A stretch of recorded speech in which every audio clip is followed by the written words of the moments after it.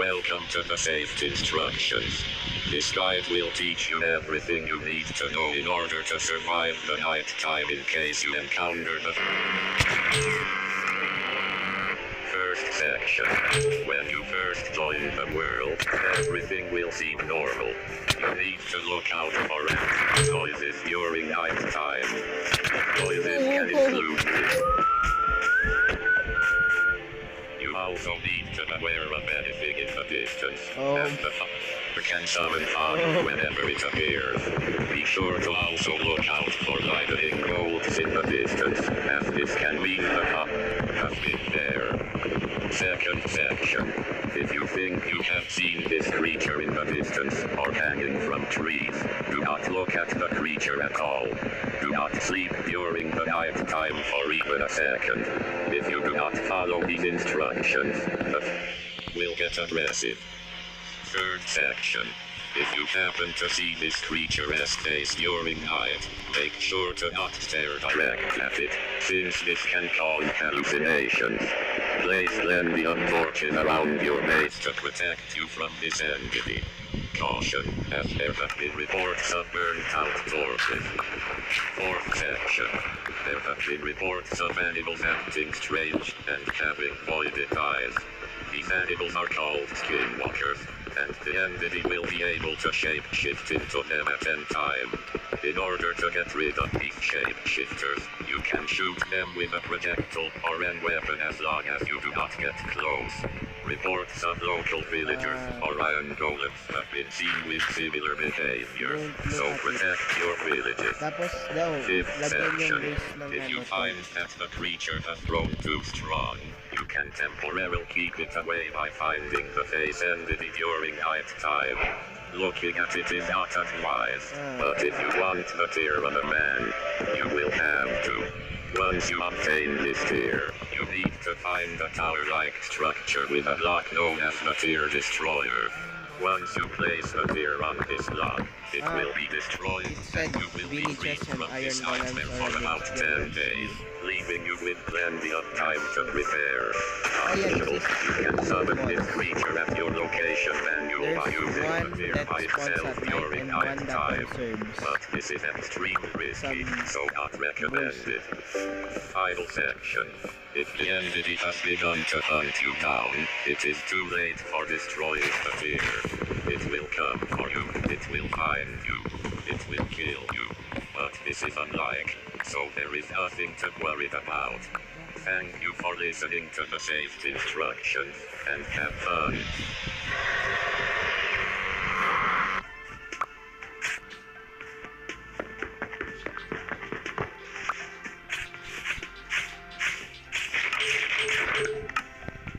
Blood is just finding the shit.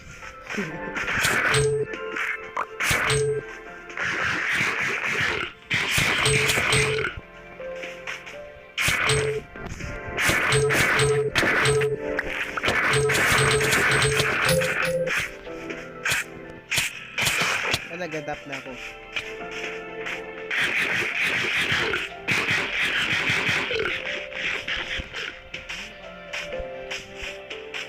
Yung noise.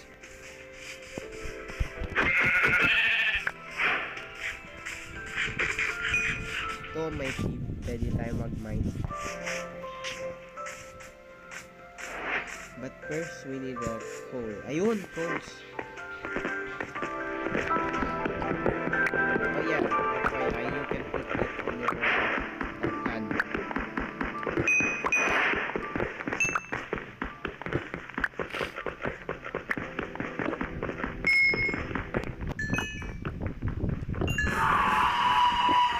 Dear God. Nakita mo? Yung isa?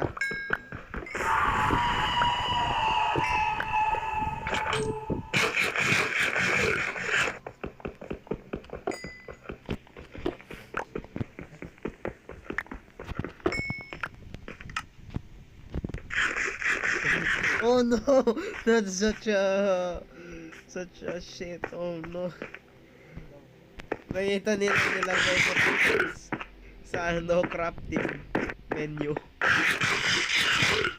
He's trying to craft torch. Oh, na.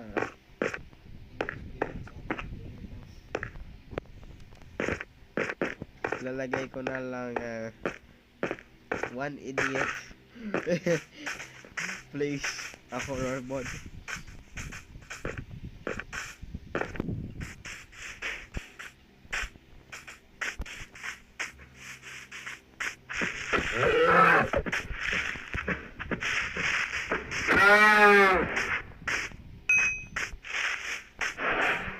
Oh shit.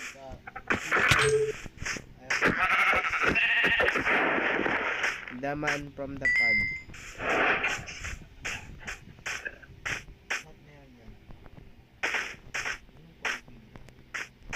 You can adjust the setting.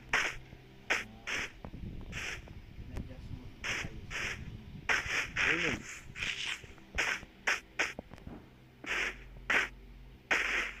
Oh yeah, this thing can possess mobs.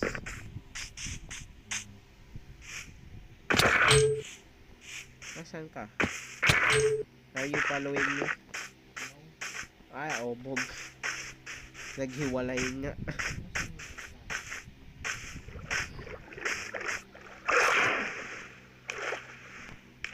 Ayun. Ayun, may there's a structure. Sa manok.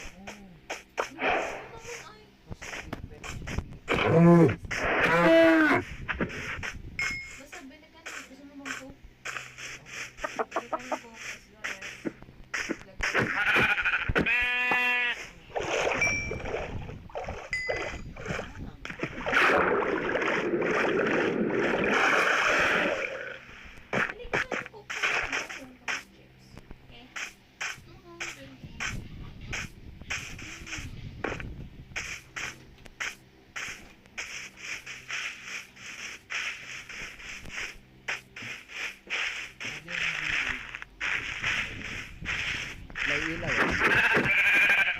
Allergic sa ilaw.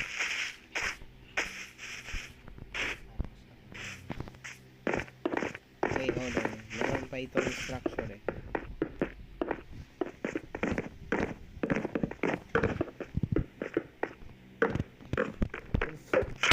Oh!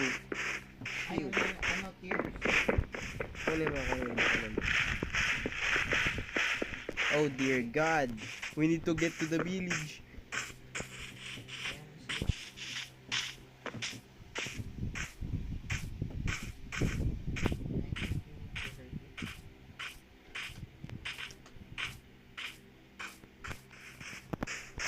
Wait.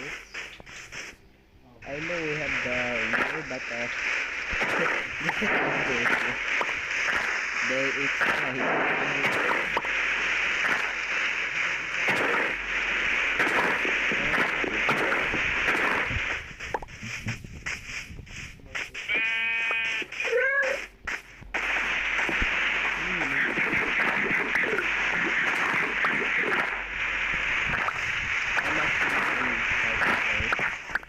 I don't know what I'm doing there.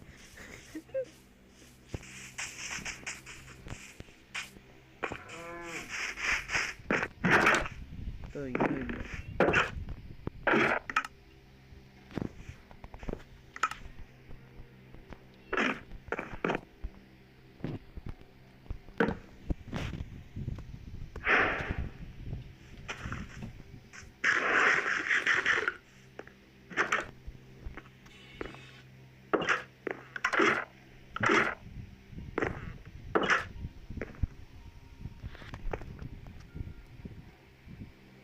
gagawin natin series. Oh. Magagawa lang natin yung recording pag ano.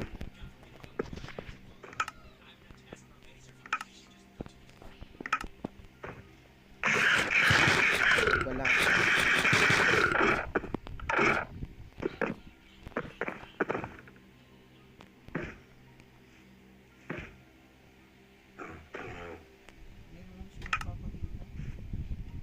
Baka takot.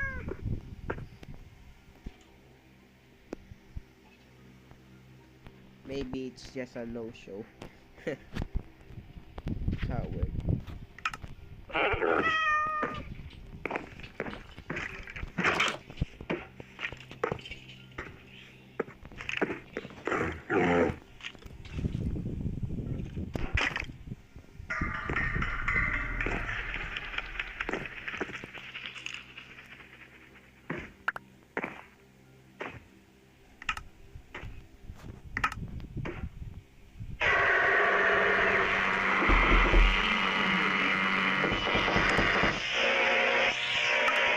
Welcome to the Safe Instruction. This guide will teach you everything you need to know in order to survive the nighttime in case you encounter the first section. When you first join the world, everything will seem normal. You need to look out for ambient noises during nighttime. These noises can include whistle.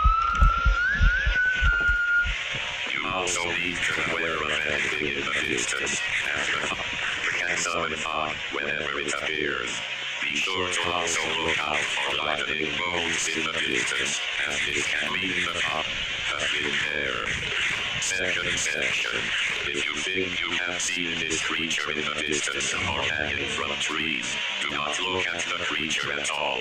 Do not sleep during the night time for even a second.